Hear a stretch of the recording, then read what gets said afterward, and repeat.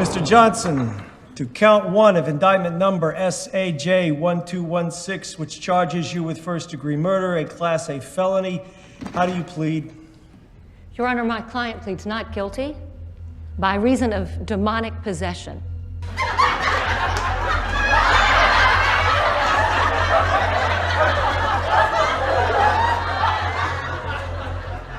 Okay, first of all, let's talk about the true story aspect of this stuff. I personally don't believe in ghosts and get annoyed when other people do. As far as the real life stories that are tied to these movies go, I'll be charitable and say I don't know if it's true. Which is what everyone should say, because you just don't know. But without physical evidence of ghosts, it just seems unlikely. Goose chases here. If you talk like that for more than a couple of minutes, you start getting a sore throat. Talk like that for 5 minutes or so and you're going to start doing damage to your throat. And yet this voice used to speak up to 3 hours at a time. Not continuously, of course, but up to 3 hours at a time without the girl showing any distress at all. Absolutely remarkable. Okay, I believe in Satan. Oh, sure. Most of the reports are just of weird human behavior. The human mind is incredibly complex and capable of many things like split personality disorder, hallucinations, people who are sexually attracted to fucking balloons, and so on. The things that went on in this case aren't so weird that you need to jump to the conclusion of ghosts. I'm glad that the jury didn't believe this. Let me tell you, even if you do think this is real, I hope you understand how bad it would have been if the jury actually believed him without evidence. Anyway, the main reason these movies claim to be real is for money. And whether or not they actually are real is besides the fucking point. But can you blame them? With how difficult it is to make movies these days, isn't it okay to abuse people's stupidity and give yourself a financial boost? No, of course it fucking isn't. Movies like this kinda take advantage of people that don't know that there isn't any evidence for these types of supernatural things. And there are always people who will say, what if it is real? Aren't you just being mean to these people? Well, as I said, I don't know if it's real, but I think it's unlikely. And here's the thing, I think that even if you did see a ghost, it's really fucking unreasonable to expect someone to believe you, without evidence. So if one of you idiots that says you've seen a ghost actually manages to prove that they did exist, don't you dare say I told you so, because I've been perfectly reasonable. If there's no evidence for it, I'm not gonna believe it. And if there ever is evidence for it someday, I'll believe it then. Well, whatever, I'm going to try to ignore all of what I just said and just look at this as I would any movie. But before I talk about the movie, let me tell you what I consider to be truly horrifying. Look, I like the first Conjuring. Family moves into a haunted house and paranormal experts help them. Boom. We're done, paycheck cashed. Maybe nostalgia has something to do with why I like it, I guess. The way it's made, I just consider it to be a pretty entertaining movie. But here's the thing, it's not real horror, it's just instinct. These scenes just take advantage of your body's physiological reaction. Maintaining silence for a while and doing a jump scare will release adrenaline in your body. It's just a natural reaction. But once you've thought about it, you can't truly be scared. For it to be real horror, you need to look back at it and still feel as scared or disturbed by it as you did when you first watched it. Looking back on scenes like this one or this one, I don't feel scared because there was no consequence to it. The ghost was just trolling them, I guess.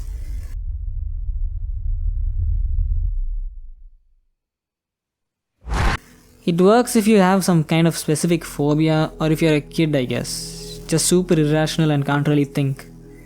Take The Exorcist for instance. A mother has to see this shit happen to her daughter, and anyone can understand how fucked up it is. In that movie, there are smaller shock moments and stuff, but the horror comes from how you feel about it when you think about it. Like in this scene, it isn't just the physical pain of it, but also how hopeless it feels that makes up the horror. And most importantly, the death of certain characters helps to add weight to the movie as well. Which is what really sets apart The Conjuring from The Exorcist.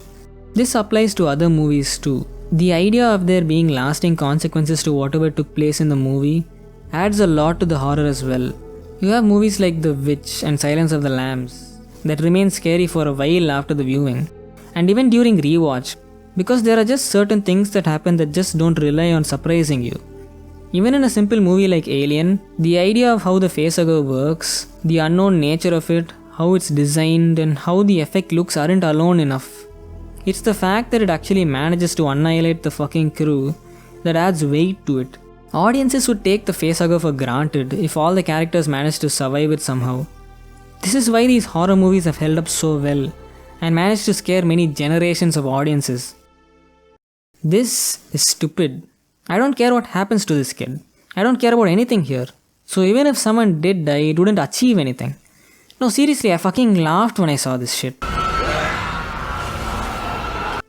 There are a few things I can think of to fix the first Conjuring. Maybe if in the first one the mom, while possessed, killed one of her kids and got arrested or something. That would be horrifying. If she came back from jail and constantly kept triggering PTSD in her family, that would be horrifying as well. Because things like that are seriously bad consequences that can't just be made to go away. And as a result, you won't take the experiences of the characters for granted. I know they weren't willing to do something in the movie that no one said happened, but I'm just trying to say what the movie lacked as a movie. What it feels like as it is just a regular movie struggle. I see it as a paranormal adventure movie, to be honest. Which there's nothing wrong with. I mean, as long as the movie is enjoyable, I guess it doesn't matter.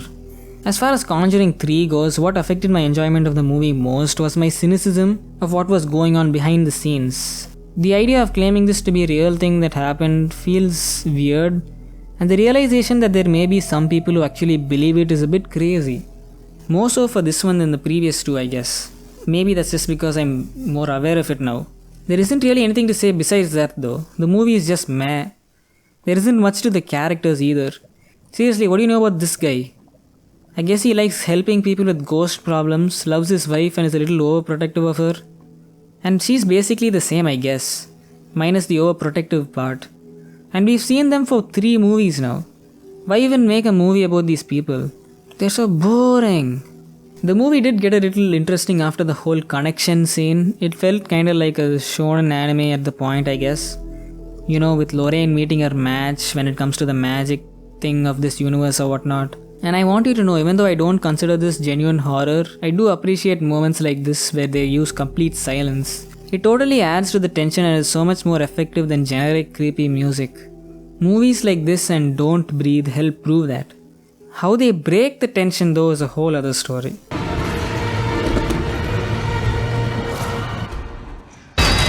After this character's death, however, I stopped feeling interested again. It was pretty standard from then on. And it was pretty predictable. But I guess I can forgive that since they needed to wrap things up in the end anyway. But the problem was that it failed to justify its runtime. We didn't really learn anything in the story besides, I guess, Satanists exist. A master Satanist is not an adversary to be taken lightly. And I didn't like the two-dimensional feel of the villain.